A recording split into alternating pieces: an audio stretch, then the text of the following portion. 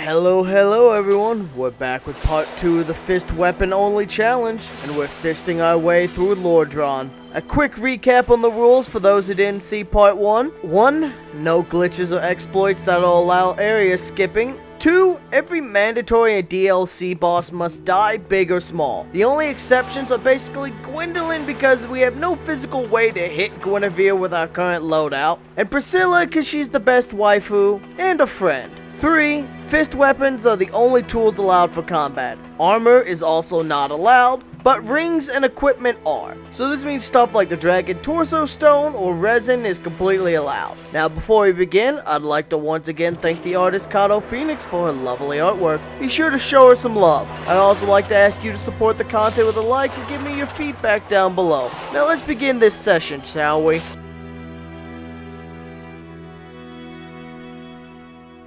So we kick off this session with a few more attempts at the Gargoyles, and honestly as much annoyance as they cause me, it's not nearly as much as the area leading up to it. There's just so goddamn many hollows in this area, to the point that when I finally overcome the boss, they're just waiting there at the entrance to cut off my escape. We're gonna get you, not another peep. Time to go to sleep. We...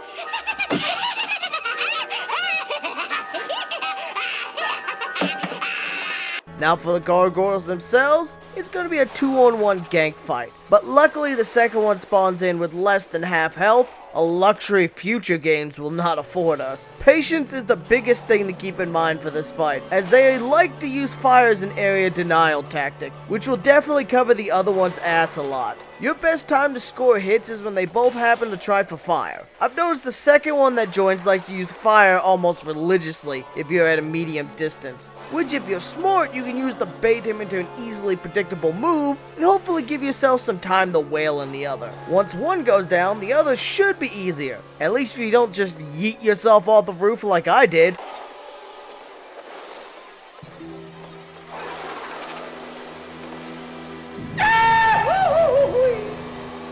Eventually I say fuck you, remember I have pine resin, and just strong attack them to death. But that also exhausts our entire supply of gold, so no lightning damage for the butterfly. I also proceed to kindle every bonfire I can, including Firelink, the Parish, and the Darkroot Gardens bonfire. In preparation as we attempt to squeeze in a few attempts at the butterfly, we do better than the first time, proceed to still eat shit from the magic blast, and I decide to loot the more important loot in the garden, including one of the most important rings we could find, the Wolf Ring. This ring drastically increases our poise, which normally can only be attained via armor or magic. With that in tow, we're much more capable of tanking through hits that would normally stagger us and potentially stun lock us. We also, while we're in the area, go down, parry the Silver Knight, get knocked into the valley once, then come back and parry him to death on the second attempt. Once this is done, we head back up, rest at Andre's bonfire, we rock the Titanite demon, then we proceed back to Firelink, bully Lautrec to death with parries, because he's a bastard who will kill our waifu,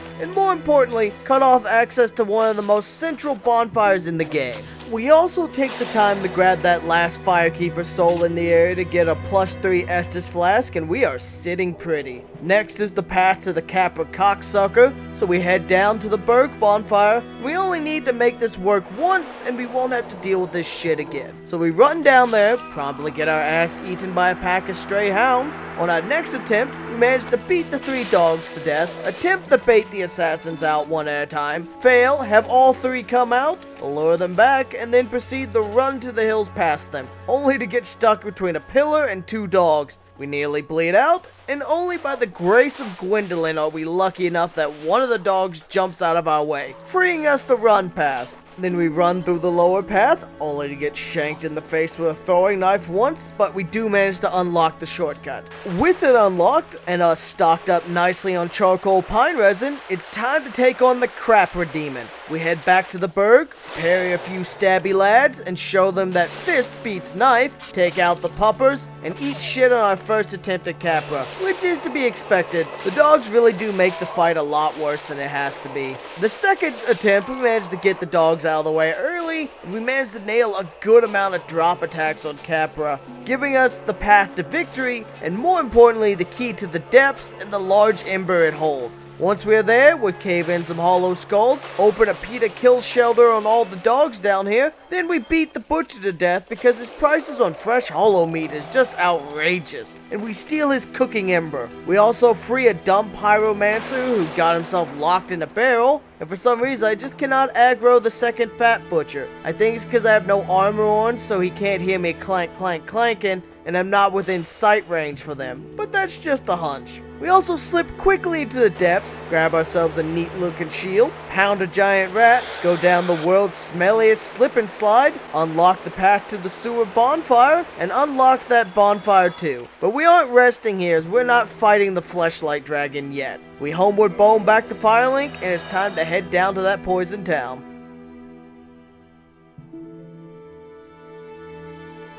Don't wanna go down to Blighted. Don't wanna go down to Blighted. Don't wanna go down to Blighted. Don't wanna go down to that poison town. Well, it's time for everyone's favorite area, but luckily we aren't taking the depths route into Blight Town. That place is an accursed hellhole, and I'd rather not deal with more toxic snipers than I absolutely have to. But before we head in, we hit Andre to level up our weapon to +7, and we buy a weapon smithing box as well, because we're going to want to be able to upgrade our fist in the field, and there's large titanite shards hidden in Blight Town for us to scavenge and get our +10 with. I don't know about you, but I don't want to have to come in and out of this path more times than I absolutely have to. With that complete, we head to the Valley of the Drakes, and it's time to get our payback on those fatties with that poison earlier. One-on-one, these guys are pretty easy though. Circle around to their backs, and we're gonna fist them dead. It'll take 4 or 5 punchings to their colon, and just watch out for their swipes, as the slams are pretty easy to bait, and it's pretty simple to chain backstab the walking butterballs. Now head all the way down to the bonfire, get toxic at the very last second by an asshole blow dart sniper. Seriously, fuck you. I'm tempted to go back up and clean them all out as they don't respawn, but instead I say fuck it, get the bonfire, kindle at the max, and it's time to beat up Man-Eater Mildred and her army of mosquitoes. We also steal a dragon scale that we likely won't use, because as I said, the Dragon Covenant is a pain in the ass to scale. If you choose to open the Forest Graves and join the Hunter's Covenant, this is also where you can meet Shiva of the East and buy your second option for a fist weapon, the Claws. A fist weapon that inflicts bleed, and I may consider this option, but for now, it's safe this time. We head into the swamp, proceed to accidentally attract an entire army, die, and this time we're gonna take things a little slower and smarter. Our goal while here is to basically farm as many large titanite shards off the leeches as we can and kill Quelaag. The leech assholes have a chance to drop large and green titanite shards, which oddly enough for the latter drops 5 shards a go. While these aren't super useful for my playstyle, it's an easier way to get them than paying out the ass at the Crestfallen Merchant. We also open the way to the Great Hollow and collect most of the loot in the area. We managed to get our stasis up to +9, and now it's time to fist the spussy. This fight, while definitely dangerous, isn't the worst we've had. That still goes to the Asylum Demon. Quelaag only takes us 3 tries to bring down, 2 of which happen because I get stuck in her spider legs while she launches a AoE attack. Now she definitely seems to love embracing her inner interior decorator, because she just kept painting the arena in lava. But in many cases this actually is beneficial, as this gives us an opportunity to wail on her body without any hindrances, especially when she does the attack that spews a ton of lava. That's your opportunity to beat her. With the Twitch e-girl defeated and her sub money stolen, it's time to ring the bell and awaken the lazy giant to get them to open the front door to Sens Fortress and let us in.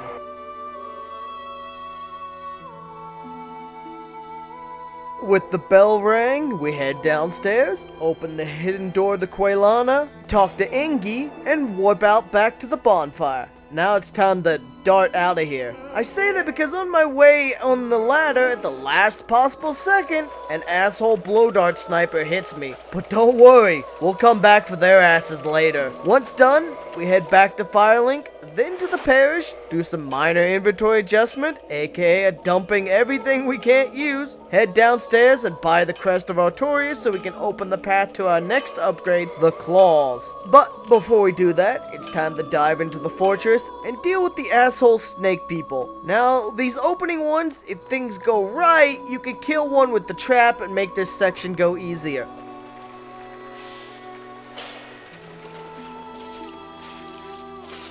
And if things go wrong, well, you may just end up with an arrow on your head like some discount Halloween costume.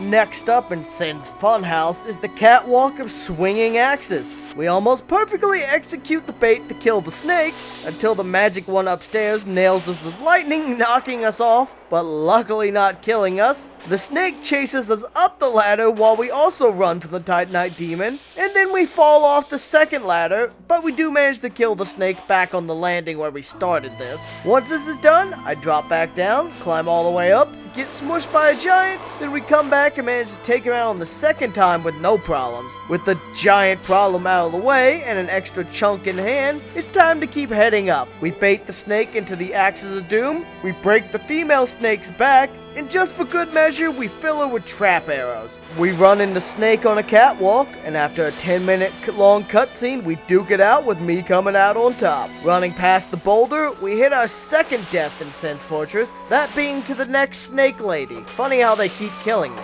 We get one tap because one hit from her instantly inflicts blood loss. Coupled with the blade's damage, it was enough to be outright lethal. Having learned my lesson, we'd ignore her this time and then we'd proceed to beat up her male counterpart, sneak up the boulder trap, kill the snake man just sleeping against the wall. Then we head to the 4-axe bridge segment. We beat up another snake man, and we piss off the snake lady enough for her to follow us, baiting her into the axes, which kill her by flinging her into the void. And I'm grateful for this, because she was going to be a pain in the ass if we didn't find a way to kill her or get her out of the way, as the area was too narrow for me to reliably escape from her and get to the next trap or slip behind her without getting tagged. Now the next trap doesn't cause us any issues. We run up, activate the bonfire, and we get ready to defeat Sens Fortress. We slip up to the top, grab just enough large shards to get our weapon up to +10. We bully a Baldur Knight shooting bolts at me, and now it's time for a colossal foe.